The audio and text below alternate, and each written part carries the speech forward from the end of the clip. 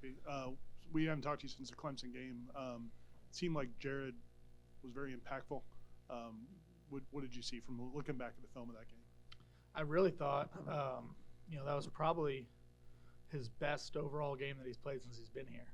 And, obviously some of the passing statistics aren't going to reflect that, but I did think he was impactful in terms of his pass rush. But the way he played the run was definitely the best that it had been since he's been here in terms of being impactful, but also doing his job within the defense. And I think, he went into the game with the mindset, of doing whatever he had to do for the team to be successful. And I thought he played really hard, and I thought he played really well.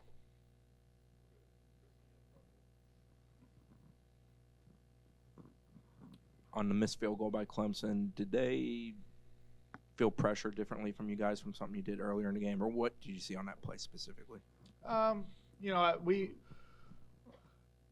was probably a little bit cautious on the first field goal attempt, just with them having a new kicker situation. We were very fake aware on the first field goal attempt. On that field goal attempt, I didn't think a fake was necessarily something that would have a high likelihood of happening, so we went a little bit more to a traditional outside block. But I don't know that it was that had a big impact on it. I think he just pulled the ball a little bit. But I do know we got some pretty good pressure with Renardo off the edge. Whether that impacted it or not, it's really hard to say. But obviously, critical play in the game. I think you've addressed a little bit before, but the good moments keep compounding for Ryan. For him to keep responding based on what he did last season to have this year, I guess, how rewarding is that for you as a coach to see that happen? Well, Ryan's done a great job this year to this point. And I think he's handled everything like a pro. Whether it was when he wasn't hitting the ball as well a year ago, and really towards the end of last year, I thought he really did a nice job of responding, and I think that's just kind of carried into this year. And and he knows, though, you're one kick away or one game away from people being back on you a little bit, and I don't think he worries about that. I think he's going to go out there and do the best that he can possibly do. I know he had a really good off week in terms of just getting back to some things he wanted to work on, and I know he's primed to have a good second half of the year.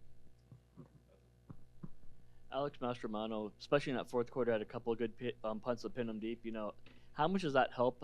How much do the defensive players go over to him, say good job, and how much does that matter? Oh, that was huge. I thought Alex did a great job for us. He was able to flip the field over a couple times, especially that punt that was late in the game that we were in our own end zone. I thought he hit a great ball there. If he doesn't, he's going to set up a pretty short field position for them.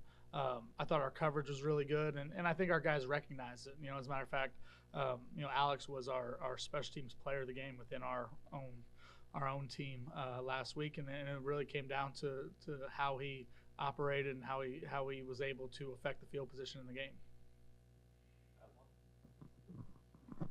Your guys' role up front, defensive ends, going up against a quarterback like Drones. It seems like they're running almost like triple option concepts. It seemed like what sort of challenges that? Is there more of a spotlight on you guys to be that much more fundamentally sound?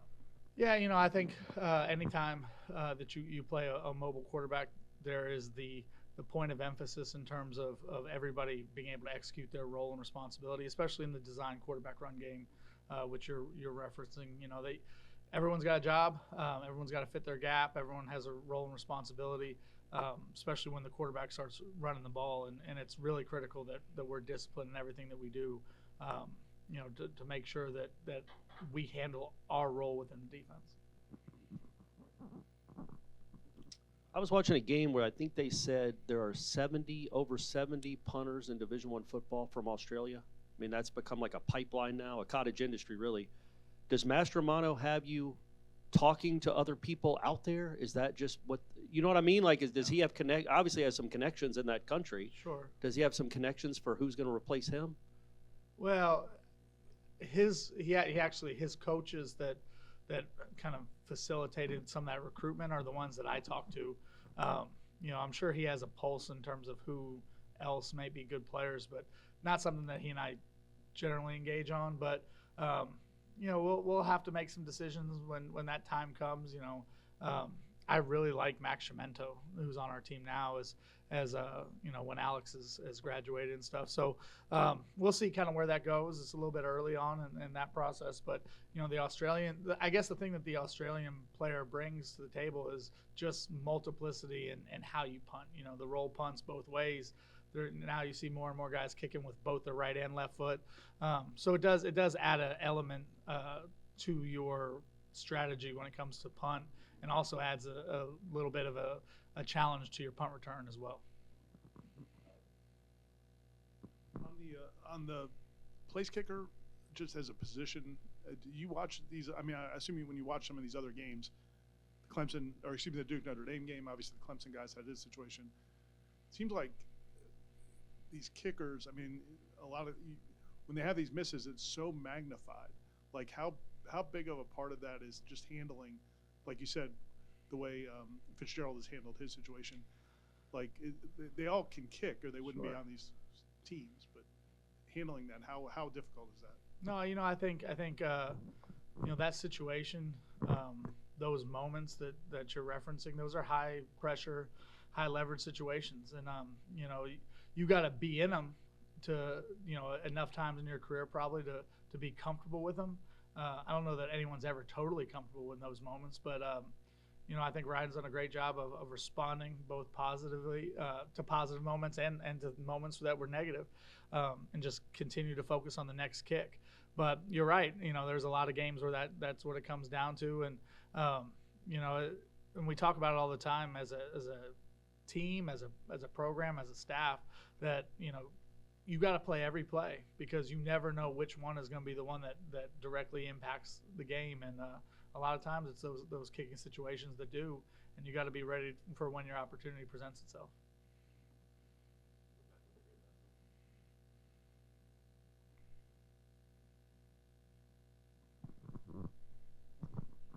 With obviously with Fitzgerald winning the kicking competition, Keltner was involved as well.